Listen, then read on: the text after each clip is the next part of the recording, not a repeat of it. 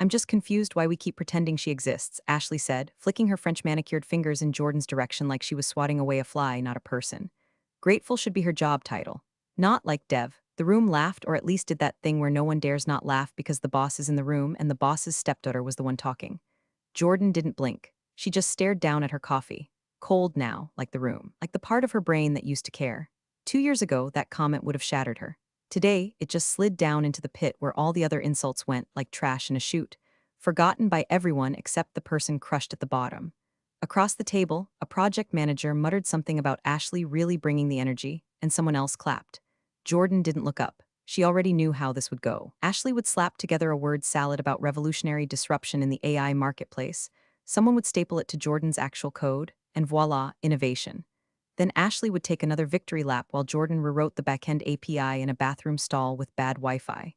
If this sounds familiar, hey, maybe you've worked corporate. Maybe you've met an Ashley. If not, lucky you. Meantime, if you're enjoying the story so far, tap that subscribe and like button. 97% of y'all are just lurking, and trust me, we see you, and it really helps the crew keep unearthing these stories. Now, back to the disaster. The meeting was about the upcoming investor pitch, big fish, big funding, big future. Ashley was spearheading the vision, which meant she'd been shouting ideas like what if we used blockchain for emotions, and calling it strategy. Jordan, on the other hand, had spent the last 6 months rebuilding the algorithm from scratch after Ashley's last brainstorm corrupted half the data pipeline. Her nights were Red Bull and regret. Her mornings were Slack messages that said things like, "Can you make it more intuitive? Like make the math feel warmer?" But when it came time to divvy up roles for the pitch, Ashley declared, "I'll present. Obviously, Dad will open. And Jordan just sit in the back, in case something breaks." Worst part, Jordan nodded, like she was grateful, like she hadn't built the damn thing that was going to be demoed, like her name wasn't on every Git commit since the start. She used to fight back, quietly, in pull requests in private chats. Once she'd even asked the CEO, Ashley's dad, if she could be introduced during a demo. "Ashley's the face of the product," he'd said gently, like explaining to a toddler why the moon doesn't belong to them. "You're the engine." But engines don't do press. It wasn't even rage anymore. It was rot. The kind that sinks deep, settles in the bones. Jordan didn't want applause. She wanted out, or justice, or maybe to be seen. That night, alone in the office while the others went to some pre-pitch vision alignment dinner, read, overpriced wine and ego handjobs, Jordan ran diagnostics on the staging server. Ashley had broken the environment again. Of course she had. She'd somehow looped a recursive function that duplicated user data until the local disk cried uncle. Jordan sighed, cracked her knuckles, and fixed it. No thanks, no acknowledgement, just another silent save in a life full of them. As she pushed the fix, something strange stirred in her chest. Not anger, not yet, but something colder, cleaner, like the feeling right before a storm hits, pressure dropping, air sharpening. The kind of quiet that comes before everything breaks. She looked around the empty office, all glass and fake plants. Everyone gone, and she thought, maybe I'll call in sick tomorrow. Maybe I won't show up to the circus. But something, a whisper, a whisper made of weight told her, show up. Let the room see what happens. The email subject line read, VC pitch locked Tuesday 10 a.m. mandatory attendance.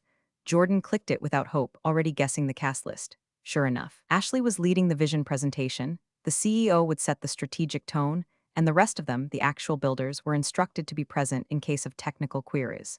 Translation: sit quietly, don't breathe too loud, and maybe, someone will throw you a bagel if Ashley doesn't eat them all first. But this wasn't just any pitch.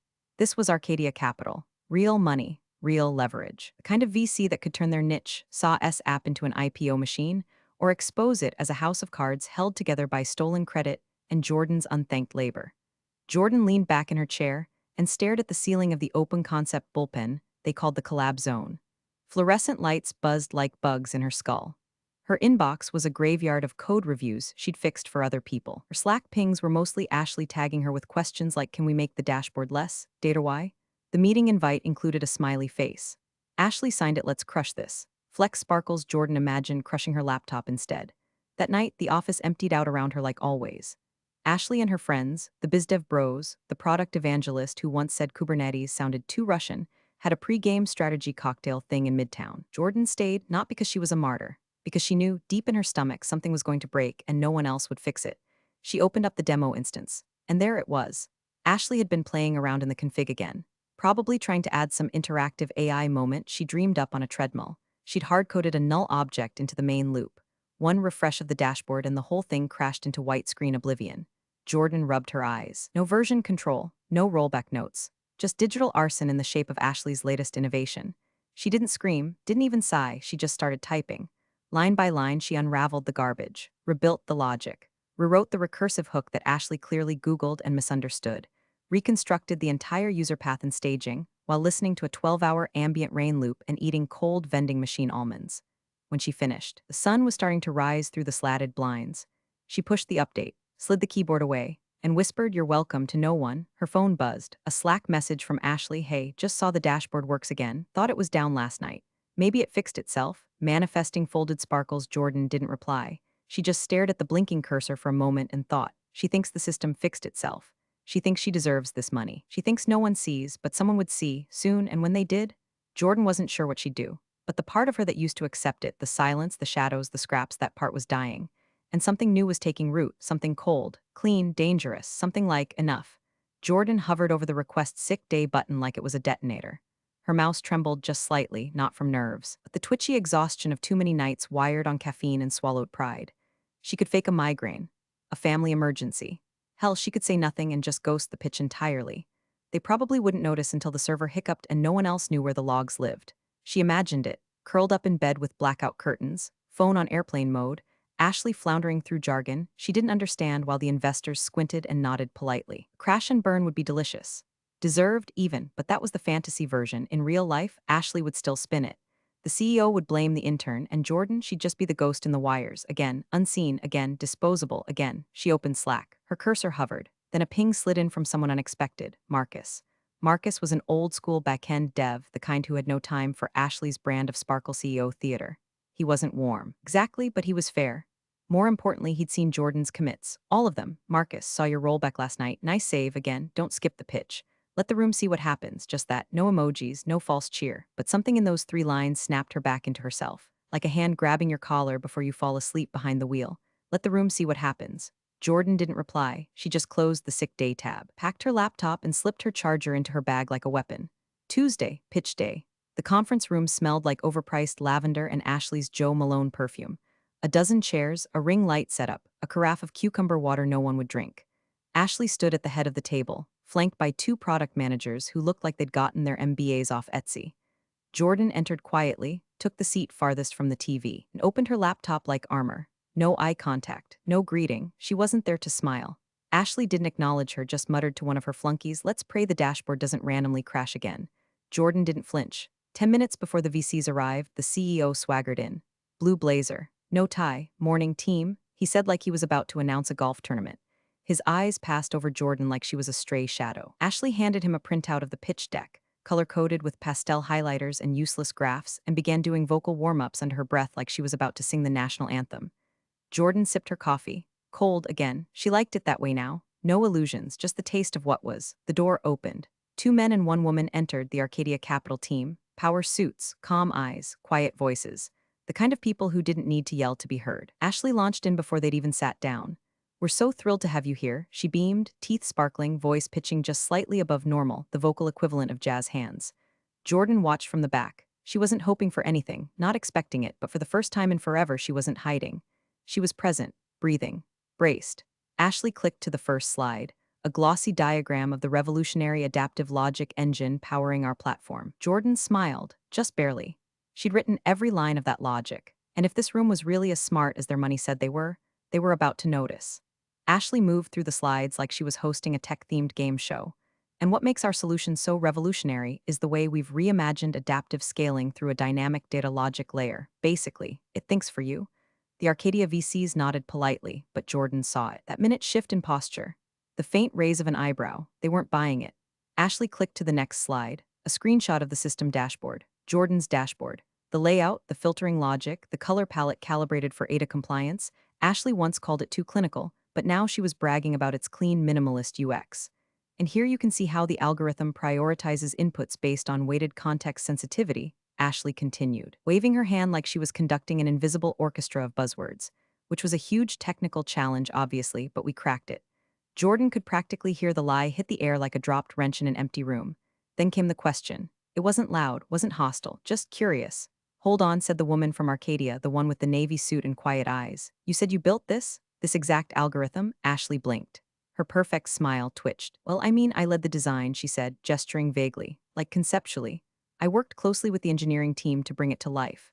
The woman glanced down at her notes. So you wrote the logic for the multipath resolver? Ashley froze for half a second, just half. Then she laughed, a brittle, too high sound. Oh, we're all hands on here. It's definitely a team effort. But I, definitely spearheaded the, adaptive ideation process. Jordan's fingers hovered over her keyboard. Not typing, just still. Ashley turned toward her, the smile curdling.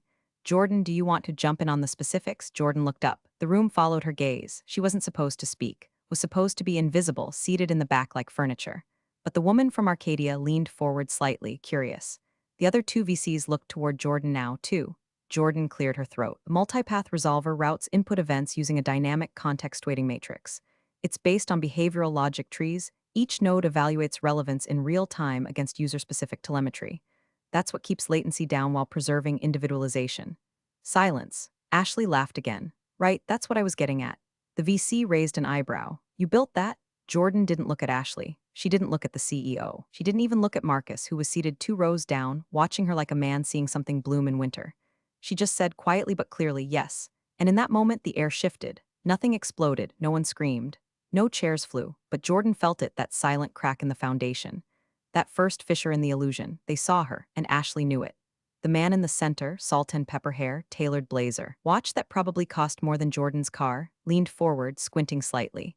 He hadn't spoken much, letting the younger VCs ask their polished questions while he scanned the room with surgical boredom. But now his eyes were locked on her. Wait, he said, slow and certain, pointing a finger. I know you. Jordan froze, halfway between breath and silence. You demoed something like this at Recode 3 years ago, he continued, tone sharpening. Early-stage AI logic framework. Ran live simulations on adaptive traffic systems. Ashley stiffened. The room shifted slightly, subtly like a ripple under glass. Jordan nodded once. Yes, she said, that was the prototype. This version is more stable. It evolved. Ashley let out a half laugh. Oh well, we all take inspiration from. The VC cut her off without turning. He was still facing Jordan now, fully. His chair creaked as it shifted toward her like a courtroom spotlight. You built that, he said. It wasn't a question. Jordan looked at him evenly. I did. The woman from Arcadia leaned forward, her elbow on the table. That was you? We still reference that demo in internal strategy decks. People called it too ambitious. I remember that, the younger VC chimed in. The one where the framework rewrote its own logic tree mid-demo. That was you? Jordan didn't smile. Not yet, her chest was tight, voice steady. Yes, she said. I'd been working on the underlying logic for a while. The company wasn't interested in pursuing it back then, so I moved it into this. She tilted her chin toward the screen, Ashley's slides. Ashley swallowed so hard the room heard it.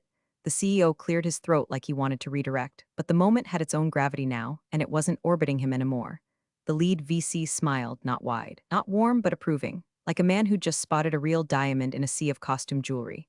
Now, he said, folding his hands, now we're getting somewhere. That sound, chairs adjusting, pens being set down, the almost imperceptible hush of people listening. It was louder than applause. Ashley didn't speak, couldn't. Her hands were still on the clicker, but no one was looking at the slides anymore. They were all looking at Jordan. And for the first time in a long, long time, Jordan looked back. Ashley's mouth flapped open like a dying fish trying to explain quantum mechanics. Well, obviously it's a collaborative effort, she stammered, gesturing in wild little circles like flailing with some incredibility. Jordan's super talented. She, translated my vision into code. That's what engineers do, right? Jordan didn't move, didn't blink. She just watched. Like someone watching a snake eat its own tail. Lead VC raised an eyebrow but said nothing. The woman from Arcadia spoke instead, her voice soft but sharp. Jordan, could you walk us through the actual architecture? The part that underpins the adaptive decision logic from the ground up. Jordan closed her laptop slowly, placed her hands on the table and spoke. No slideshow, no fluff, no corporate metaphors about thought leadership ecosystems. Just truth delivered with surgical precision. The algorithm works off a branching behavioral matrix. Each user interaction is scored in real time against contextual markers pulled from session data and environmental triggers. We cache those scores using a rolling decay function so priority isn't just based on frequency, but recency weighted by predictive intent. The young VC blinked. So you're factoring not just what they did, but what they're about to do? Yes, Jordan replied. Because we integrated a modular schema on the back end, the system can reprioritize logic trees without requiring a redeploy. That's how it adapts mid-session. Silence. A good silence. Ashley made a choking sound that could have been a laugh or a gasp. I mean, I helped outline some of the big picture stuff. Like the personalization angle, you called it a vibe filter, Jordan said, flat, not cruel, not mocking, just factual. One of the VCs snorted into his coffee. The CEO finally spoke, voice too loud, too late. Well, I think what we're seeing here is a great example of our company's team-first culture. Blending visionary leadership with top engineering talent. Sure, the lead VC cut in. But let's be clear, vision without execution is hallucination. And what we're funding is execution. Ashley looked like someone had slapped her with a cold rag. The CEO chuckled nervously and reached for his water. Missed the coaster. Jordan said nothing. She didn't need to. They weren't talking to Ashley anymore. They weren't asking for the deck or the roadmap or the branding strategy. They were asking Jordan questions. Real questions. About load balancing, multi-user conflict resolution, long-term model decay. Questions she answered with the quiet clarity of someone who'd lived in the code so long, she could hear it breathe. And for once, no one cut her off. No one translated her words into digestible sound bites. No one slapped Ashley's name over her mouth, they just listened. Jordan didn't smile, didn't gloat, but deep in her gut, a quiet fire lit, not rage this time, but fuel. This was the balance tipping. Finally, and Jordan was the one holding the fulcrum. By 3 p.m., the Slack channels looked like someone had tossed a grenade into a kindergarten class full of marketing interns. Hash pitch prep had exploded into passive-aggressive finger-pointing. Ashley was in full meltdown mode, firing off frantic DMs to anyone who would listen. Ashley, she totally ambushed me. Jordan went off script and hijacked the entire meeting. That's not how we present cohesion. Dad, can we call an emergency sync? Jordan sipped chamomile tea at her desk like it was bourbon. Her inbox pinged, a new thread titled Urgent, Narrative Clarification. Classic. Inside was a PR draft from the CEO himself. While today's pitch took an unexpected turn, it only reinforced the collaborative nature of our team culture. Jordan's surprise contribution was a testament to the strength of our internal cross-functional partnerships. She didn't finish reading. Instead, opened a fresh email to Arcadia Diligence at Capital Group Com. Subject, clarification algorithm ownership. She attached a PDF of Git commit logs showing her authorship. An email chain from 14 months ago where she'd pitched the prototype internally ignored. Screenshots of Ashley's edits to the pitch deck the night before, stripping her name off the architecture slide. No accusations, no speeches, just evidence. Cold and clean. She hit send. 10 minutes later, a reply landed. From one of the senior VCs, the woman in the navy suit. Jordan, appreciate the transparency. This helps clarify things on our end, we'll adjust accordingly. Short, surgical, decisive. And just like that, Jordan felt it, the first breath of real oxygen in years. Like she'd been breathing through a straw and someone finally cut the plastic.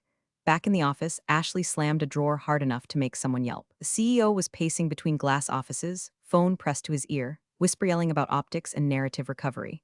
Marketing was already trying to spin a new tagline, built by vision, powered by brilliance. Whatever the hell that meant, but none of it touched her. Jordan sat at her desk, scrolling quietly, watching the castle they'd built on her back start to wobble. The stone was cracking. She wasn't done, not yet, but she didn't need to rage or rant or beg. Truth was a slow weapon, and she just pulled the pin. The follow-up call was supposed to be routine, 15 minutes, a few post-pitch clarifications, light touchpoints before Arcadia's next internal vote. Ashley showed up in full armor, blowout flawless, silk blouse that screamed female founder energy, teeth bleached to the point of vengeance. Jordan, she wore a black hoodie and old headphones, hair in a loose bun, calm, surgical. Tired in that way only truth can afford you. The Zoom lobby buzzed. One by one, the Arcadia team joined. The lead VC, let's call him Conrad, unmuted first. Classic move. Thanks for jumping back in, he said, eyes flicking across the screen. We've reviewed everything. Appreciate the material you sent over, Jordan. Helped us cut through the noise. Ashley perked up. Happy to jump in here, Conrad held up a hand. We're still very interested, he said evenly. We'd like to continue this conversation with Jordan. Alone, silence. Jordan's pulse stilled. Ashley blinked, then blinked again. Her mouth open, not just surprised, but offended, like someone had just asked her to vacate her own birthday party. Wait, what? She said, laughing nervously. I'm the product lead. Jordan's an engineer. She doesn't handle investment strategy. Conrad didn't flinch. We don't invest in titles. We fund capability, not theater. The CEO, dialed in from some neutral corporate background with a fake bookshelf behind him, leaned into the mic. Hey, I think what Ashley's trying to say is there's been a lot of evolution on our side. This is a unified effort, and Jordan's contributions are part of a bigger vision. Conrad cut him off. Then the vision needs a different spokesperson. Ashley looked like she'd been slapped with a wet contract. Jordan didn't say a word, just sat there, hands folded, eyes steady. She felt it happen the turn, the invisible power cord between Ashley and the room, unplugged. The oxygen that used to rush toward her when she spoke, gone. All of it, the spotlight, the attention, the gravity had shifted. And it was facing Jordan now. Conrad nodded once toward her screen. We'll set up a follow-up. You drive. The call ended. Ashley didn't speak. Neither did the CEO. Jordan leaned back in her chair for the first time in months, maybe years, and breathed. All the way in, all the way out, full, not through a straw, not in a corner. But center stage, under a light she didn't steal, didn't beg for, didn't twist herself to earn, just her. Finally seen, the call ended. The Zoom chime echoed like a church bell at the end of a funeral. Nobody spoke. The CEO stared at the blank screen, lips parted like he wanted to say something, some last spin, some final pivot. But even he knew the pitch was dead. Not the deal, the pitch. Ashley sat motionless, manicured nails gripping the arms of her chair like she could claw her way back into relevance. Her eyes were on Jordan, but for the first time they didn't carry contempt. They carried fear. Jordan didn't gloat, didn't smirk. She just closed her laptop. Softly, stood. The wheels of her chair creaked as she pushed back, a sound louder than any applause she'd never received. She walked toward the door, steady, not rushing, not waiting for permission, just done. The war wasn't loud, but it was over, and she'd won. Ashley's voice cracked out behind her like static. Jordan, wait, but the voice didn't matter anymore. She didn't stop. The boardroom door clicked open. Light from the hallway spilled in like sunrise, and standing there, leaning casually against the wall, was Conrad, the lead VC. He didn't say hello, didn't ask for a resume. He just looked at her the way only people who see you can. You ever thought about founding? He asked. Jordan paused just for a moment, then turned toward him with something new on her face, not pride, not bitterness, a smile, the real kind. Actually, she said, I've got some ideas. He nodded. Let's talk. Behind her, the boardroom door swung closed, sealed like a tomb. No more decks, no more fake smiles, no more stolen credit. Ahead of her, light, space, a hallway that led somewhere she chose. And in that boardroom she left behind, every chair that used to face Ashley now faced the door Jordan had just walked through. You're the real MVPs of the office jungle. Thanks for watching. Smash that subscribe button, or the coffee pot might just forget your next brew.